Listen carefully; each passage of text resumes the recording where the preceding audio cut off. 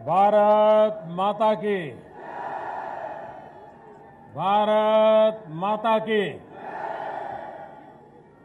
मंच पर विराजमान केंद्र में मंत्री परिषद के मेरे साथी डॉक्टर संजीव बालियान जी, भाजपा के क्षेत्रीय अध्यक्ष श्रीमान भूपेंद्र सिंह जी, हमारे वरिष्ठ सांसद श्रीमान हुकम सिंह जी, सांसद श्री राघव लखनपाल जी और विशाल संख्या में आए हुए मेरे प्यारे भाइयों और बहनों,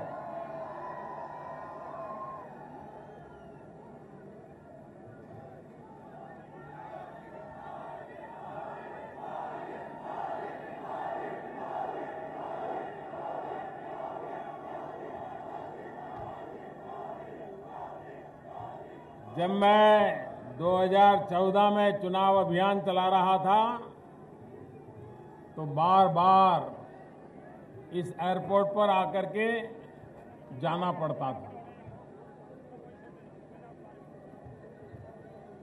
आज मैं ऋषिकेश जा रहा था और सिर्फ 24 घंटे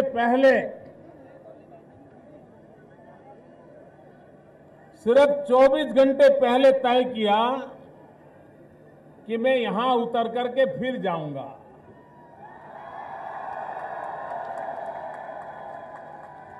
और 24 घंटे के भीतर भीतर आपने जो पराक्रम किया है,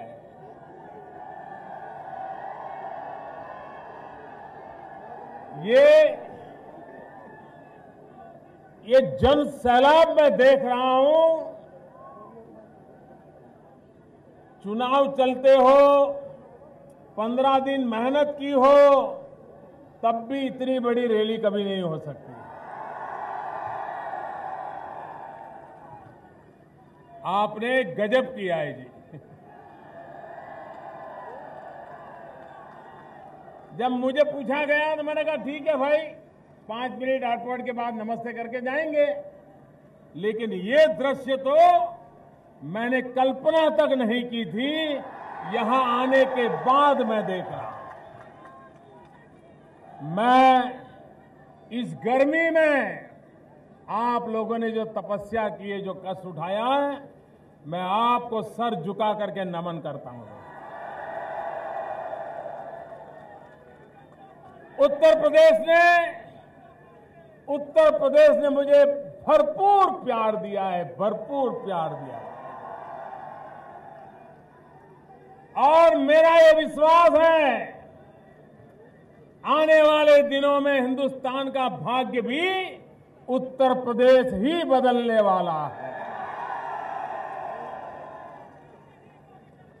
अपार संभावनाओं से भरा हुआ प्रदेश है। विकास की नई ऊंचाइयों को पार करने की ताकत रखने वाला ये प्रदेश है। और आपने देखा होगा, एक के बाद एक सरकार के निर्णय, गांव, गरीब, किसान, उनकी भलाई के लिए एक के बाद एक निर्णय सरकार करती चली जा रही है। लेकिन दिल्ली में ये सरकार ऐसी है जो सिर्फ योजनाओं की घोषणा नहीं करती, योजनाओं को लागू करती है। हमारे इस इलाके में हमारे गन्ना किसान, उन पर जो बीतती है, हमने एक ऐसा निर्णय किया जो जरा मिल मालिकों को तकलीफ हो रही है। हमने कहा हम 6,000 करोड़ रुपया का पैकेज देंगे और सरकार ने 6,000 करोड़ का पैकेज दिया।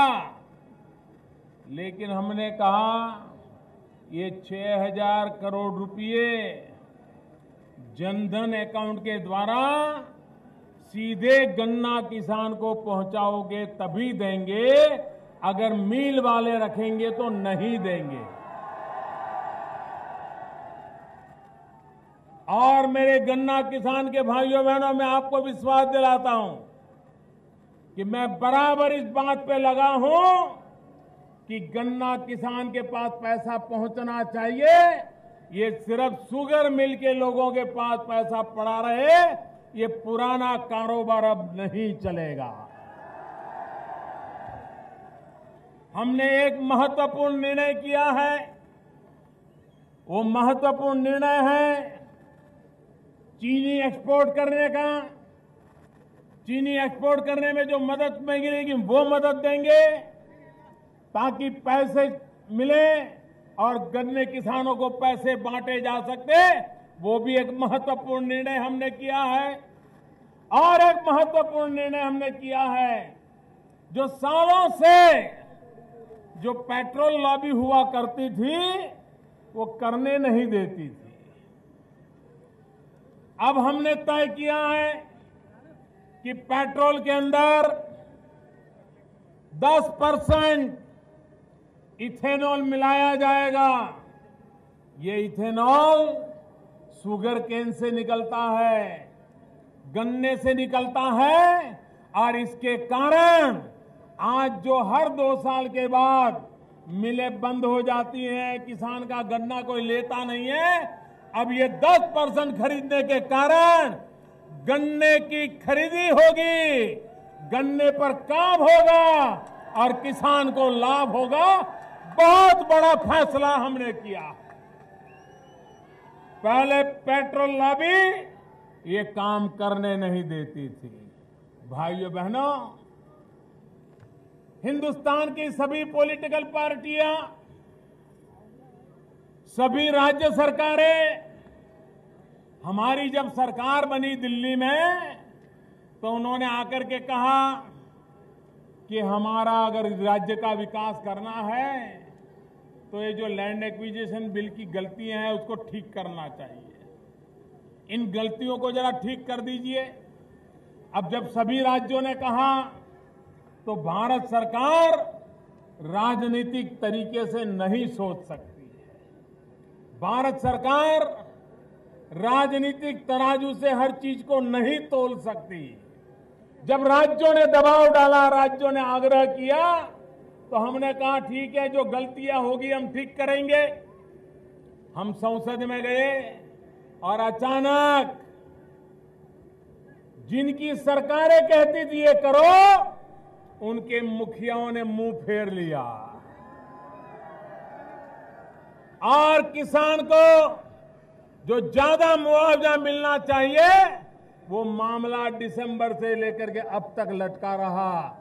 मेरे भाइयों, किसान भाइयों बहनों, अभी अपने 15 दिन पहले हमने निर्णय कर दिया कि जिन 13 कानूनों में किसान को पूरा मुआवजा नहीं मिलता था, अब पूरा मुआवजा भी देना, यहां तक का निर्णय ये सरकार ने कर दिया। इस बार दलहन में हमने एमएसपी बढ़ा दिया। उसका परिणाम ये हुआ है कि आज देश को दलहन विदेशों से लाना पड़ता है, पल्सेज विदेशों से लानी पड़ती है।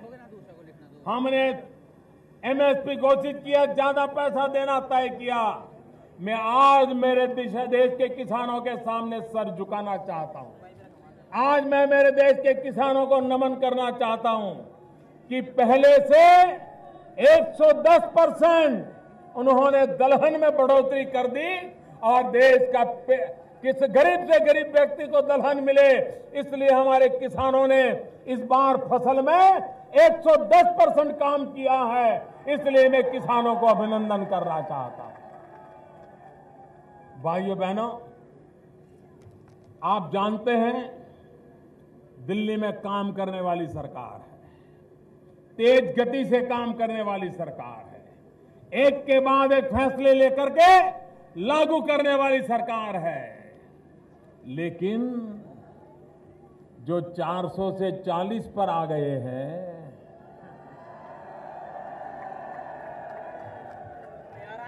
ये अभी अपना पराजय पचा नहीं पा रहे हैं। इनको तो लगता है कि दिल्ली की गादी तो ये देश की जनता ने उनके नाम लिख के दी है। पीढ़ी दर पीढ़ी एक ही परिवार देश चलाएगा, यही उनको ने मान के लिया है। वो मानते हैं दिल्ली गद्दी पर उनका हक है, वे लोकतंत्र को मानने के लिए तैयार नहीं है। उनको अभी पता तक नहीं चल रहा है, उनके दिमाग में तो इतना गुस्सा भरा है कि देश की जनता ने हमको हराया क्यों, देश की जनता ने हमें 404 से कम करके 40 पे लाके खड़ा कर क्यों दिया। मां को इसलिए गुस्सा आता है कि बेटा रह गया, और बेटे को गुस्सा इसलिए आ रहा है, बेटे को गुस्सा इसलिए आ रहा है कि हम इतने पढ़े लिखे लोग, अंग्रेजी बोलने वाले लोग, दुनियापुरी में बचपन से घूमने वाले लोग, और ये चाय वाला, ये चाय वाला बैठ गया। ये पचा नहीं पा रहे गरीब का बेटा, गरीब का बेटा दिल्ली की गादी पर क्या, अरे दिल्ली की गलियों पे आए तो भी ये देखने को तैयार नहीं है। ये इनकी गरीब विरोधी जो मानसिकता है, उसी का परिणाम है कि आज भी देश की जनता ने जो फैसला किया है, चुनाव में जो निर्णय किया है, उसको स्वीकारने के लिए उनका मन तैयार नहीं है। मैं कभी सोचता था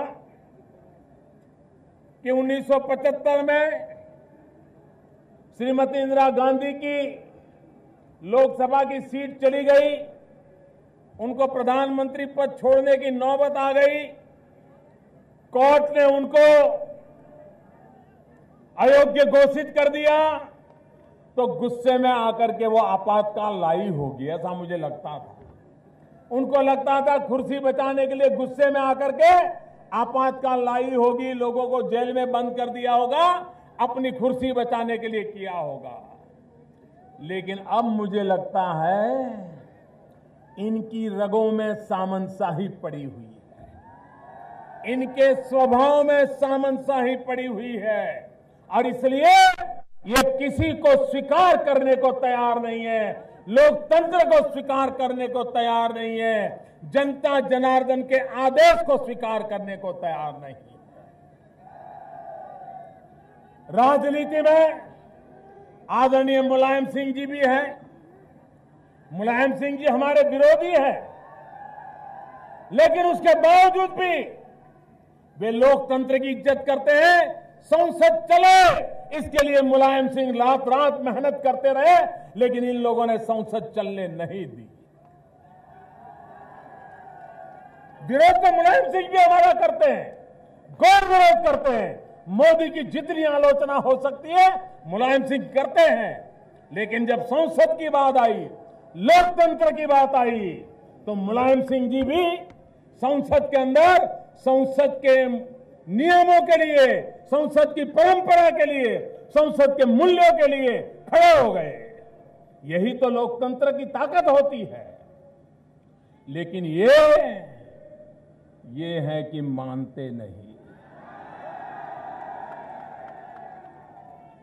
ये लोकतंत्र को मानते नहीं, ये अपने पराजय को मानते नहीं, वे किसी के विजय को मानते नहीं। और इसलिए भाइयों बहनों, 125 साल पुरानी कांग्रेस पार्टी आज देश के लिए, लोकतंत्र के लिए खतरा बनी हुई है। और वो खतरा बनी है, वो लोकतंत्र को मानने को तैयार नहीं है, लोकतंत्र को चलने देने के लिए तैयार नहीं है। और मैं कांग्रेस पार्टी के नेताओं को चेतावनी देना चाहता हूं,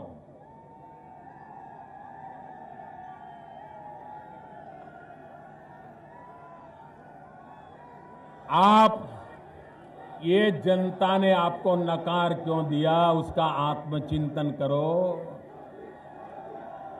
400 में से 40 कैसे हो गए, जरा घर में बैठ करके हिसाब करो। मोदी को गाली देने से 400 में से 40 बढ़ नहीं सकती है। कांग्रेस पार्टी की नकारात्मक राजनीति, कांग्रेस पार्टी की विरोधियों को खत्म करने की राजनीति, कांग्रेस पार्टी की विरोधियों को नेस्त नाबूद करने की प्रकृति, यही कांग्रेस को आज महंगा पड़ रहा है। उन्होंने संसद चलने नहीं दी ना भाइयों, पार्लियामेंट चलने नहीं दी ना, एक काम होने नहीं दिया, देश का पैसा बर्बाद किया, चुनी हुई सरकार को अपमानित किया, लोकतंत्र को अपमानित किया। ये सब करने के बाद भी पाया क्या? क्या पाया? क्या पाया? मध्य प्रदेश में चुनाव हुआ, अभी महीने पहले चुनाव हुआ, कांग्रेस पार्टी साफ हो गई। अभी राजस्थान में चुनाव हुआ, राजस्थान में कांग्रेस पार्टी साफ हो गई। स्थानीय स्वराज संस्थाओं के निकायों के चुनाव थे, हार गए। अरे बेंगलुरु में चुनाव हुआ, वहां भी बुरे हाल हो गए उनके, वहां भी बुरे हाल हो गए। और इसलिए कानून तोड़ मरोड़ करके बेंगलुरु पर कब्जा करने के लिए षड्यंत्र किए गए। भाइयों बहनों, अब देश बदल चुका है, नौजवान जाग चुका है। अब हिंदुस्तान का नौजवान नकारात्मक राजनीति को स्वीकार नहीं करता है, नेगेटिव पॉलिटिक्स को स्वीकार नहीं करता है। अगर कांग्रेस पार्टी जनता के दिलों में जगह बनाना चाहती है तो सकारात्मक राजनीति करे, अपनी लकीर लंबी करे, जनता के लिए 4 अच्छे काम करे। ये लोकतंत्र है, जनता कभी आपको माफ कर सकती है, लेकिन नकारात्मकता की राजनीति करोगे तो जितनी ज्यादा करोगे। और मैंने चुनाव में कहा था इस परिवार को, बहुत हो चुका, बहुत हो चुका। मैंने कहा था जितना ज्यादा कीचड़ उछालोगे ना, उतना ही ज्यादा कमल खिलेगा। जितना ज्यादा कीचड़ उछालोगे उतना ही ज्यादा कमल खिलने वाला है। और इसलिए मेरे भाइयों बहनों, आइए हम जन जन तक पहुंचे, सकारात्मक राजनीति पर बल दें, गरीबों के कल्याण के लिए काम करें, भारत सरकार की योजनाओं का लाभ पहुंचाए, चाहे इंश्योरेंस का काम हो, चाहे अटल पेंशन योजना हो, चाहे जन धन अकाउंट हो, चाहे गरीबों को देने वाले गैस सिलेंडर हो। गरीब की भलाई के काम में हमारा कार्यकर्ता जुड़ जाए और देश के सामान्य मानवी के जीवन में बदलाव आए, इसके लिए हम पूरी ताकत लगाए। मैं फिर एक बार आप सबका हृदय से आभार व्यक्त करता हूं। 24 घंटे के कम समय में ये जो शक्ति का परिचय करवाया आपने, ये जन सैलाब के दर्शन मुझे करवाए हैं, इतनी बड़ी तादाद में आकर के आपने मुझे जो आशीर्वाद दिए हैं, इतनी बड़ी तादाद में आकर के मुझे आशीर्वाद दिए हैं, मैं फिर एक बार उत्तर प्रदेश को नमन करता हूं, आपको नमन करता हूं और आप सबका बहुत बहुत धन्यवाद करता हूं। भारत माता की, भारत माता की, भारत माता की, बहुत बहुत धन्यवाद।